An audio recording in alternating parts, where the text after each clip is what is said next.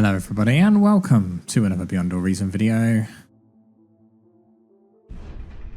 Today we are watching Black Melon versus Baldric. If any of you are from the United Kingdom or have watched any of Blackadder, I'm sure you'd appreciate that name. And both of these are still high OS, not in the 50s, still in the 40s though. Rising stars in the 1v1 scene. Who knows how long until they get into that top echelon of players. But on the map, Pools of Illis, which we've seen many times on the channel, so I won't go over it too much, but just so you know that it's one of my personal favorite 1v1 maps. So we'll see how these players do compared to the top tier of players on the map. Both players have chosen to start in the rear positions though. Baldric going for a very stereotypical start position, playing Armada. But Black Melon has gone for a slightly different start position. For reference here, this X is a very bad X, but this X is where Baldric has spawned in relation to Black Melon. Now, this does give Black Melon a fairly safe area at the back here, and this metal extractor over here should be fine. But it does make it a very long time to get over here to secure this flank, as opposed to Baldric can quite easily spread out from his spot to go like this and easily take both of those locations. It does give Black Melon, however, a more prominent push down at this bottom side. And then pretty much everything else is equal. Obviously a slower push to the top part as opposed to Baldric. Now, we're not talking necessarily a lot here. This is more for if Baldric decides that he wants to put pressure in this direction. It's going to take longer for Black Melon's new forces to get up to here as opposed to if the factory was here. It's really all about that reaction speed and about sending fresh forces in locations. So again, not really the end of the world, but it's just one of those little things that you kind of need to think of when you're playing, is like how long it's going to take you to get places and whatnot. Now, as the ticks have arrived, Black Melon is doing well here to pretty much cut off any of these ticks, and with both of them dead, nothing really to worry about whatsoever. Baldric expanding and blocking off that kind of cliffside approach that we've spoke about many a time.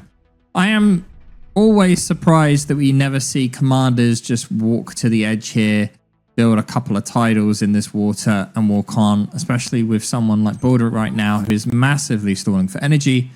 Having a easy source of 20 power where you don't really have to worry about it ever seems like a bit of a waste, but at the same time you can just build a solar, which is no energy required and only about, 60 more metal.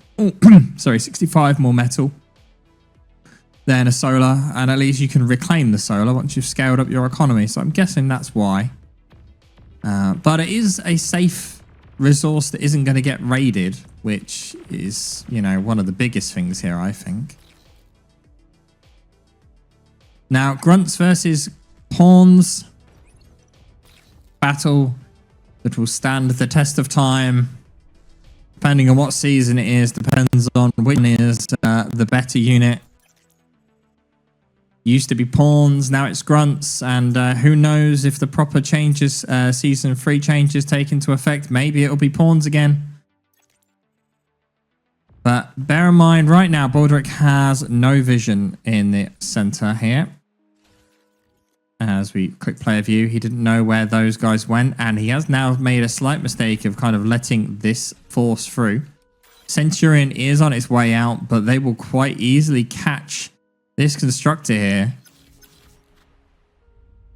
It's pretty obvious there's going to be a constructor here. Pawn gets 0 damage off, and these guys will just continue to go like this. The Centurion kind of walked the wrong way, expecting that pathing. It walked this way when really it should have walked straight up, straight away, and it would have gotten there in time to stop these guys causing more damage. Meanwhile, on the opposite side, pawns do manage to get a metal extractor and an LLT, but will get caught now on their way out. Grunts able there to get 2 metal extractors on this higher ground, plus a constructor and 2 more metal extractors. So quite some good value from that attack there for Black Melon. Not quite the same for Baldric. To be fair though, although we didn't see it in camera, the Grunts basically went this way, saw the commander and was like, nope, and then backed up this way. Which, to be fair, they weren't going to get through a commander with an LLT anyway. And interestingly, we're seeing both players choosing to go down their canyons. So compared to the Raxel X Factor game, Raxel obviously pushed his commander into the center a bit to build up, especially these little metal extractors, and kept him in base quite a long time in the front. And all the fighting was taking place there, but both commanders now just moving down the sides, not really doing too much. And even though with Baldric having a better start position, Black Melon was better on this bottom side, but he's not taken an advantage of it whatsoever. Like, if he actually would have walked his comm down here from the start, he would have basically been where Baldric was before him, and that can open up some dangerous positions.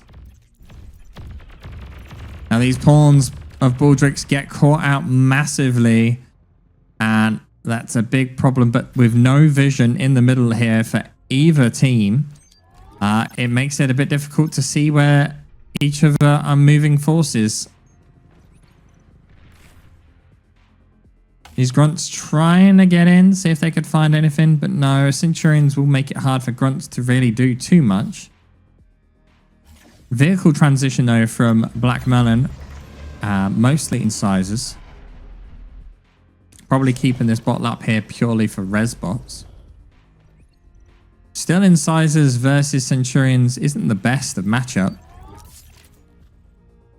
But with no res bots supporting the Centurion or maces here, it can get swarmed if it's not careful. Also, you're going against Cortex, so you have to be cautious of shurikens. And with this force so far forward here, there is no shurikens going to be able to protect, no air to protect these. Also, he's so far forward here that all of this reclaim is going to get picked up by Black Melon. Black Melon does move a con in here. Very bad timing, but there is already a res bot ready to go and res all that. So kind of a win there, I would say, for Black Melon. He is massively stalling on energy though right now, and there is a fresh wave of units starting to make its way down. Another Centurion, 2 maces. Commander in a bit of a dangerous position here, as another group of pawns, mace and Centurion are appearing right at Black Melon's front door. Black Melon does not have the energy needed to shoot his deep right now, as we select him. Now he does. Does have to be careful. He could have played around roses here, around the energy. Oh, the great D-gun. Gets both mace and Centurion in one hit. He could go back in for another D-gun here. Yep, he does. Baldric not paying good enough attention. That entire force taken out. Meanwhile, on the bottom, Baldric's commander is pushing ever so further forward towards Black Melon's base. Black Melon is starting to struggle. He is behind on all energy and economy factors, as well as army value, 15% behind. Incisors will help versus this kind of grunt pawn mashup that Baldric has, but with a Centurion and some maces, it's going to be difficult for this pretty much entirely raider unit composition that Black Melon has. A pounder and some brutes, though, starting to make their way out, which will help against this. And as more units fall to the forces of Black Melon, they will just rise again to become part of his army. And you can see just from that small trade that they had there, army value has now switched back into Black Melon's favor. Now, there is a resbot here this time to keep these forces up and running. Again, moving this con forward. What are you doing, Black Melon? Plenty of resbots, though.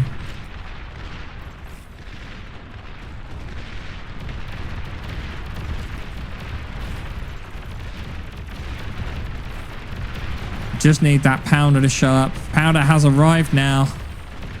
It's not really able to turn its turret and get a good shot.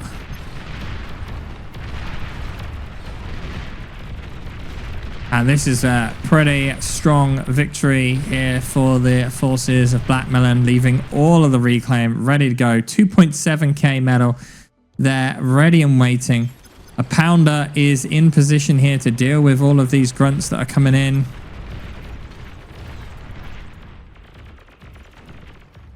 Yeah, this is a very ballsy situation here. Baldric is right outside the base of Black Melon. He has units, you know, nearby. Both players kind of do the similar thing. Black Melon is pushed up pretty far forward as well. All of the units of both players, though, are being forced to focus on the middle.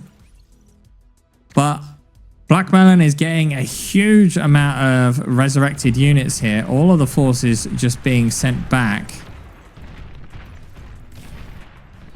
But Black Melon is in danger, really, because if this force swings up this way, Black Melon isn't going to be able to chase it.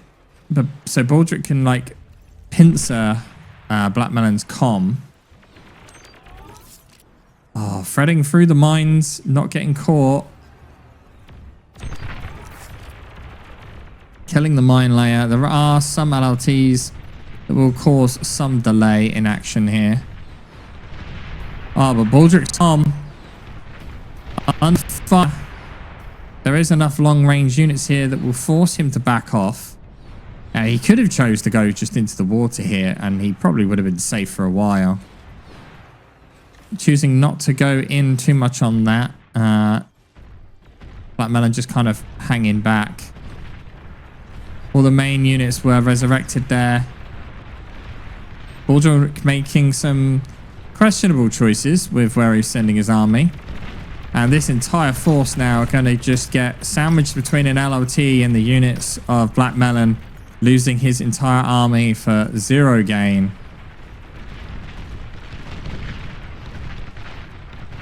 And some miss micro here of Black Melon moving his forces forward. And again, losing this construction bot for the... Oh, he actually didn't. He's got 30 health. It should have been dead.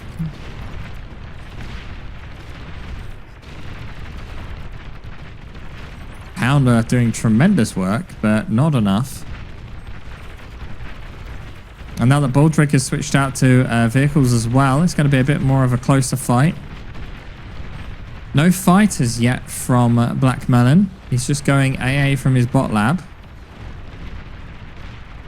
This small force along the bottom here is slowly pushing along the bottom here in an attempt to chase down Baldric's commander. Most of the fighting is still taking place in the center. Metalist second is now kind of even. It's kind of going all over the place. It looks like mostly because this stuff is... Oh, it's being rezzed. Okay, so it is advantage Black Melon at the moment. Metal produced, though, we're still seeing several K advantage for Baldric here, but he's kind of not using his forces well enough. Army value is humongously in Black Melon's favor, and this is all just down to that reclaim. All of the fighting that Baldric has been doing has been in Black Melon's territory, and that is just giving him reclaim field after reclaim field for him to just resurrect and just get more and more units into his army. Now, he could choose to, you know, eat all of this metal, but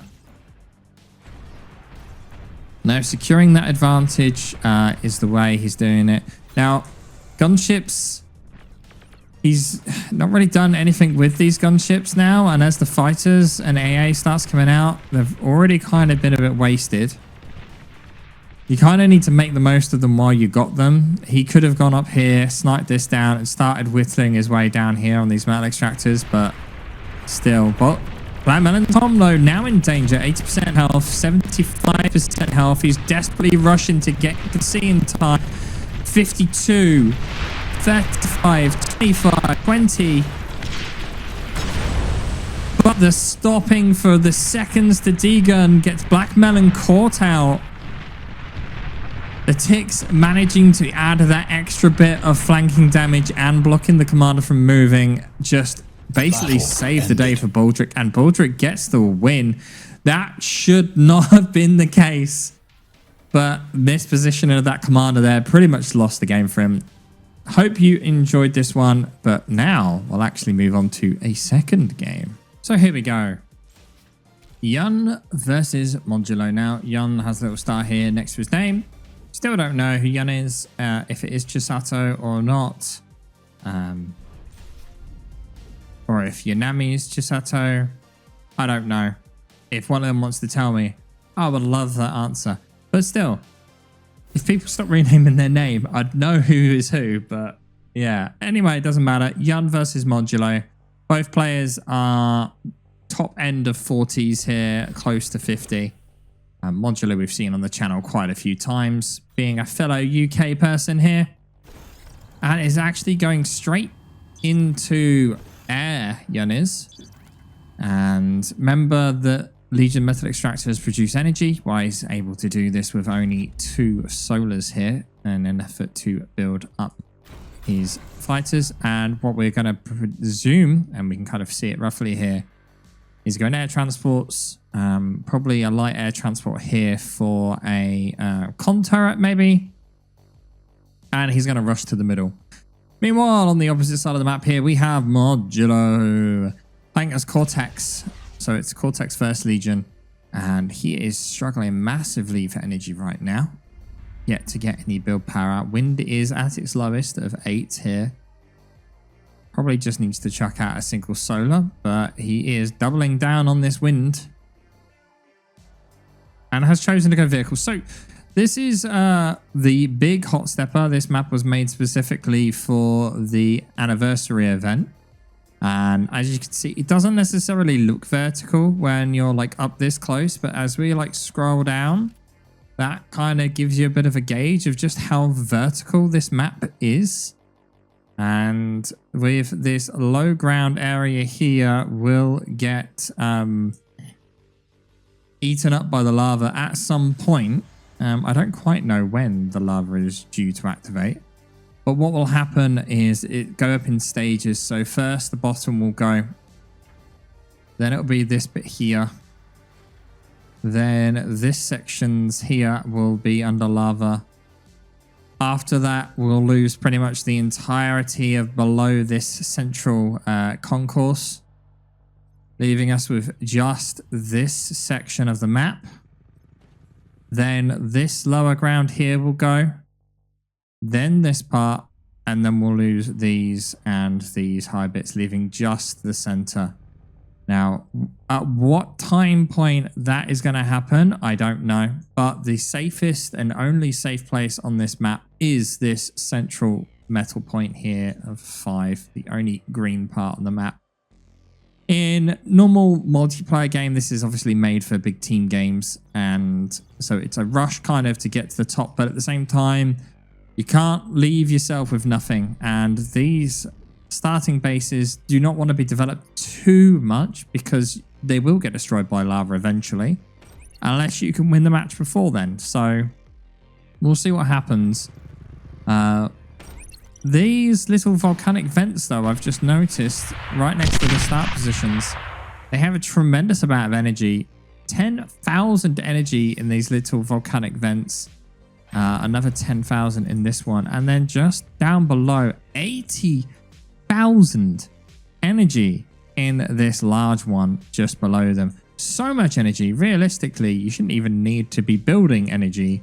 You've just got so much you could just eat up there, build an energy storage, eat that all up, and you're set for a while. Neither player going that route, bear in mind, but still, which is kind of a little bit surprising. I guess they don't want to use the build power on it. There are plenty of crystals. Now, Yun's commander is making its way into the center here in the air transport. There's another 80,000 energy one right there as well. Tremendous amount of energy on this map. Not only that, but look at these larger volcanic things here. These have thousands of metal in each. So a large amount of metal in these stacks around the edge of the center. So basically a very high metal map. And Mongulo did spot Yun on his way in. Has chosen not to go air here, or at least chosen to get air constructors out first. He is going straight in for Reclaim to get energy on the go, which he kind of doesn't need now, unfortunately. Kind of unfortunately, he's built so many big circles.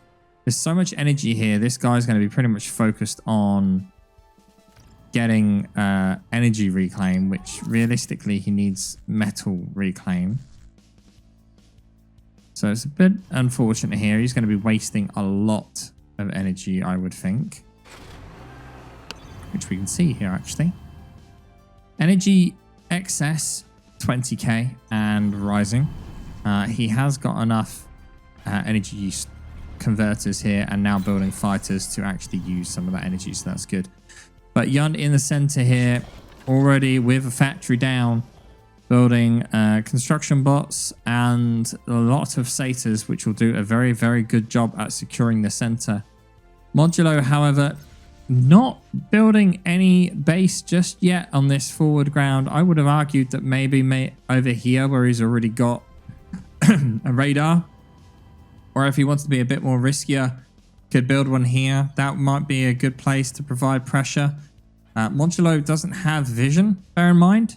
So he doesn't know if Yun is up on this high ground. He is maybe thinking he should do, considering he just saw the scout, the air transport. Can see this air transport now.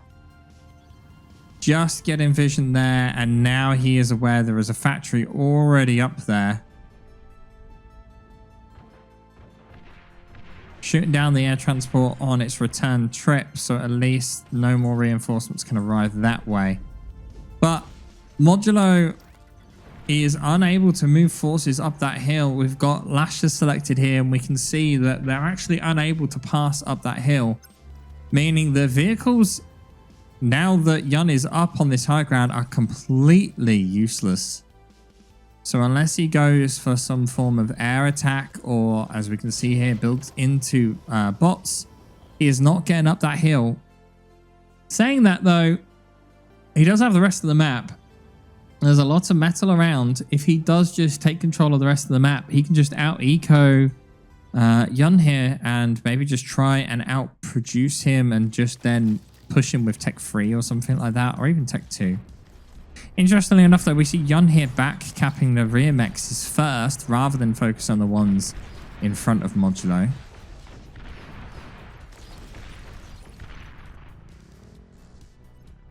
Mongulo desperately needing some form of build power, though, on this factory in order to stay relevant, really. When you look at how much build power over here we see 2 constructors and a con turret. But now it's just 1 con turret, 1 constructor is a lot more than is around for Mongulo, having just a single constructor currently on that factory. Vehicles will be able to provide some defensive nature here, or raiding. He could use these, go around here and push up on the starter factory base area. This would take out pretty much the entirety of the energy production of Yun, who is struggling massively for energy right now. Saying that, he could just use this guy here and eat this 8,000 energy that he's got sat. But no, choosing to scale up his solar. It amazes me that I don't think either of the players really realize that those things are there just yet.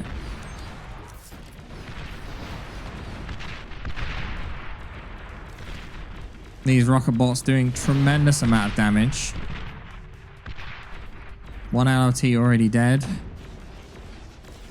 but just unable to get a shot on this LLT here as it's just slightly down the hill.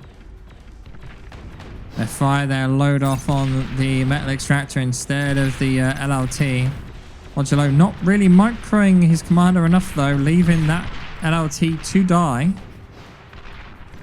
Meanwhile, Mongulo is using his air force here to get rid of any expanding constructors, air constructors of Yun, which is, you know, pretty well played here. Some of them, oh no, they aren't escaping. Oh, and we see there the lava is starting to come up. All low ground metal extractors are now destroyed.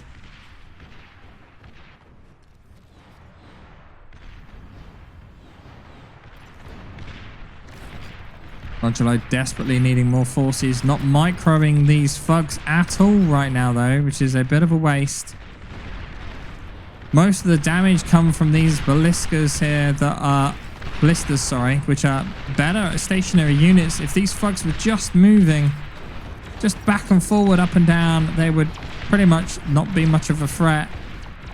Also, slight unbalance there of Legion Commander being the only commander that actually has AA built into it, meaning that it's pretty much impossible to use shurikens against a Legion Commander. And all the build power here attempting to go onto this Twin Guard in an effort to keep it alive, but the D-gun going through the Twin Guard manages to catch most of the units, but there's too many for Mongulo to handle. Mongulo backs off. Yun's commander was down to 30% health though, so it's a bit dangerous really. Lava now receding along the bottom, and it is fresh and ready for you to re-expand and re-cap all of those metal extractors. If you're quick and have enough build power, you can get these up pretty quickly, and there's still plenty of metal reclaim to be had down there. Now you can see that these air cons here are queued to go and get a bunch of that metal, and there is plenty around. Biggest problem really is Mongulo here doesn't really have enough forces. It looks like he's focusing on bombers for some reason. I kind of would have figured he would have just built a new bot lab back here. He already has a con. He's got enough units here to kind of keep him from pushing right now. He could quite easily build a factory up here, build some build power and such, but no, kind of not really using these guys as effectively as he could do. The rocket bots here, or rocket lasher trucks rather, are just keeping these units at range pretty low down. Now, normally 1.7k reclaim this early on would be a tremendous loss, but with the amount of metal on this map, we can see this is 5k metal there and 10k just there. Not really the end of the world. Although Yun is ahead by about 3k metal at the moment. Again, there is so much metal on this map already that it doesn't really matter. This is 5k right here. And an incisor attack on Yun's main base is about to be attempted.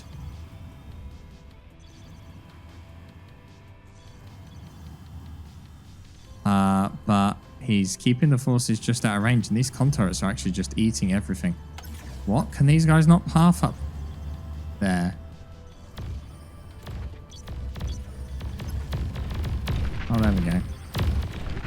And they make landfall at the top. There's so many con turrets there, though. They might just get eaten pretty quickly here. He gets the laser towers. Factory goes down as well. And the Geo self-destruct takes out pretty much everything. So there's still a little bit left here, but that's most of the stuff gone. But Mongulo not paying attention, focusing on that. His commander is now exposed. A bombing run is about to come in, but bear in mind most of the economy for Yun is now in the center. A huge amount of satyrs. Bombing run intended to take out some of that army. Misses. Mongulo's commander is just running from satyrs. He invested everything into bombers, so he pretty much has no units left. Going for a bombing run, the commander here in an attempt to save the day. But Mongulo's commander down to 20% health. 5%, 2%, and chased down by Satyrs. Yun's commander on 28% health on the end. The bombers not able to pull it off. And battle ended. Pretty close one. Modulo just didn't build enough units. Bombers were not the right call. And Yun managed to win the day out. Thank you all for watching. I hope you enjoyed these two videos. And I'll see you all next time.